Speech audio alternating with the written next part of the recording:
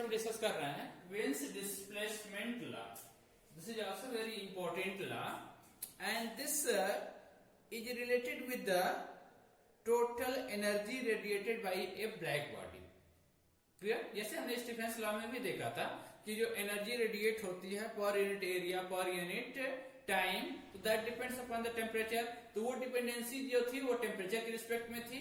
Here बात हम करते हैं कि टोटल एनर्जी जो होती है radiated by a black body which is not uniformly distributed over all the wavelength. क्योंकि this is the radiation, heat energy की हम बात कर रहे हैं, ये रेडिएशन होता है, तो ये डिपेंड्स करता है वेवलेंथ पे. तो ये क्या होता है, this is not distributed for all the wavelength. Clear? It is different for different wavelength. तो ये क्या होता है, this value is maximum for a particular wavelength, जिसका हम नाम देते हैं लेमडा एम. लेमडा एम क्या है, this is the value of the wavelength for which the total energy radiated by a black body is maximum. और this value जो lambda M का वैल्यू है that depends upon the temperature.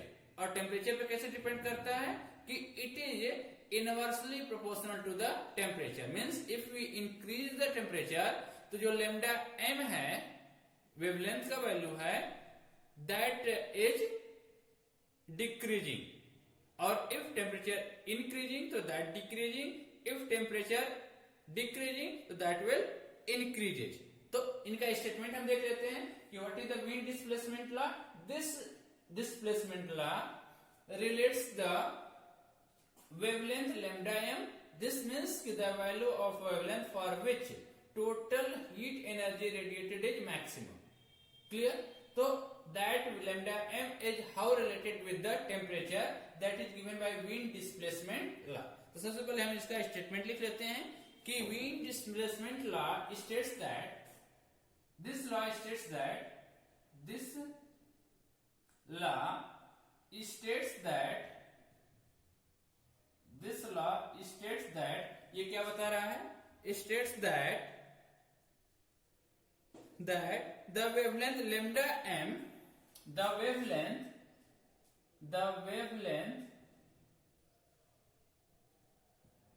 lambda m, इसको ये ना समझिएगा कि ये this is the maximum value of the wavelength. lambda m corresponding to which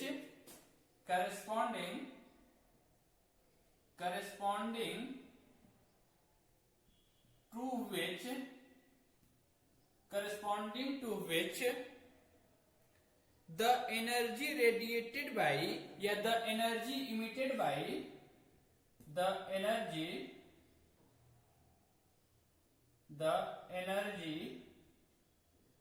emitted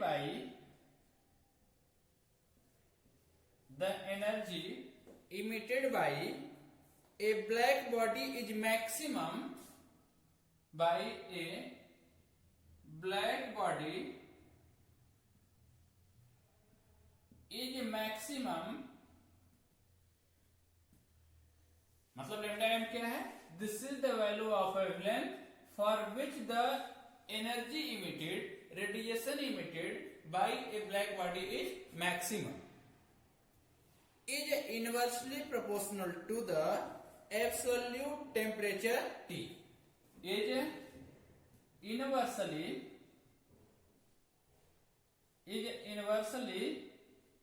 proportional to the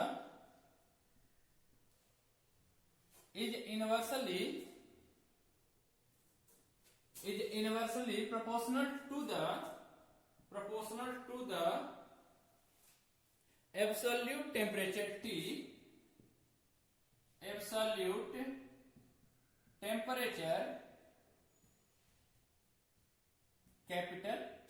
ये हो गया, दैट इज हमारे पास क्या हो गया, that is lambda m is directly proportional to 1/T या is inversely proportional to the absolute temperature, or इसको हम लिख सकते हैं lambda M T is equal to some constant B. ये क्या है? This is the Wien displacement law, the product of the wavelength for the maximum energy emitted to the absolute temperature is a constant quantity and this constant quantity मतलब कि if this increases, this decreases, this decreases, so this will increase.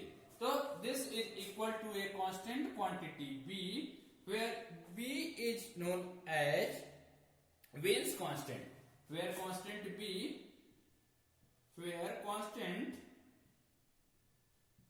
is called Wien's constant. इसको क्या बोलते हैं? Wien constant. And what is its value? Its value is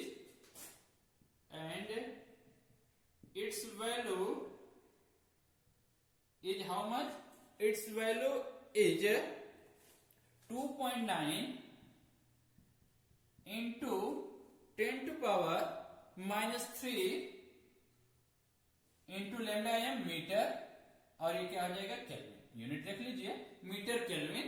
2.3 into 10 to power -3 meter kelvin. तो ये this is the simple statement हमारा है wins displacement law.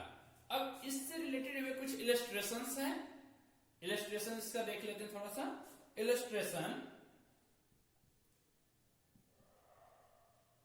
Illustration क्या है इसका? मतलब कि डेली लाइफ में इसका एक्सपीरियंस हम कब करते हैं? यू हैव सीन दैट कि अगर हम आयरन ले लें, आयरन के पीस को, तो if we are heating in a hot flame, अगर हम इसको हीट करते हैं तो इसका कलर क्या होता है? फर्स्ट बिकम्स डल रेड। पहले रेड होता है, मतलब वेवलेंथ मैक्सिमम होती है। आपने देखा होगा रेड कलर की जो वेवलेंथ होती है दैट इज द मैक्सिमम। क्यों होती है? बिकॉज टेम्परेचर आपका उस समय क्या होता है? कम होता है। तो स्टार्टिंग में टेम्परेचर कम होता है तो वेवलेंथ जो होती है वो रेड कलर की होती है, मतलब मैक्सिमम होता है। एज द टेम्परेचर इंक्रीजेज तो जो फ्लेम का कलर होता है दैट ऑल्सो चेंजेज। तो क्या होता है नेक्स्ट? देन रेडिश होता है, फिर येलो होता है, मतलब wavelength is decreasing, and finally white हो जाता है। क्लियर? दिस ऑब्जर्वेशन क्या बताता है कि when the Wien's law, because with increasing the temperature, the emission of energy is maximum corresponding to the smaller wavelength. तो this is happening in case of अगर हम किसी बॉडी को हीट करते हैं तो फर्स्ट उसका कलर रेड होता है, देन उसका कलर कंटिन्यूसली चेंज होता है, तो which decreases as the temperature increases in accordance with the Wien's displacement law.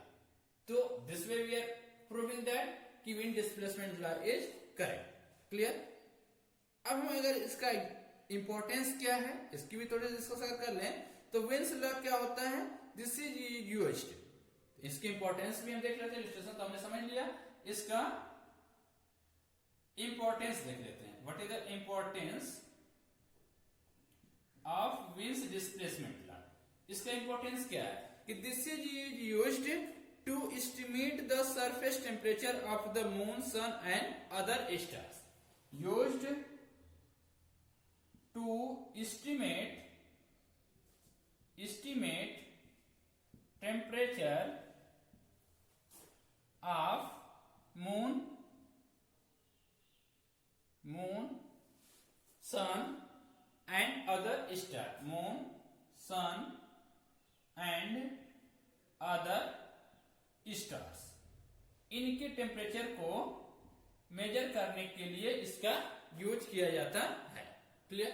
अब how they are using? Actually this is happening कि अगर मान लीजिए light from the moon surface shows a maximum of intensity at lambda m is equal to 14 micrometer.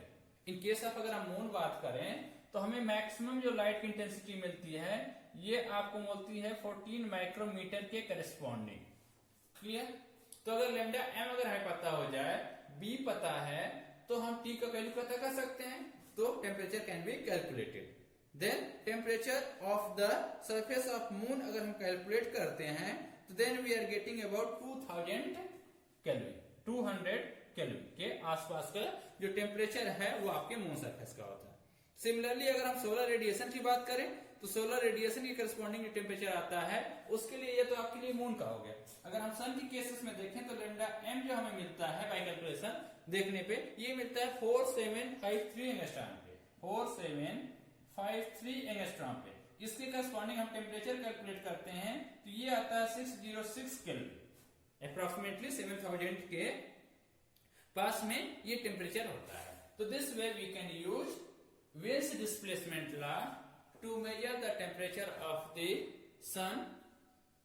और हमारे पास stars हैं, सन है, moon है, ठीक। तो इनके टेम्परेचर को मेजर करने के लिए we are measuring using the Wien's displacement law.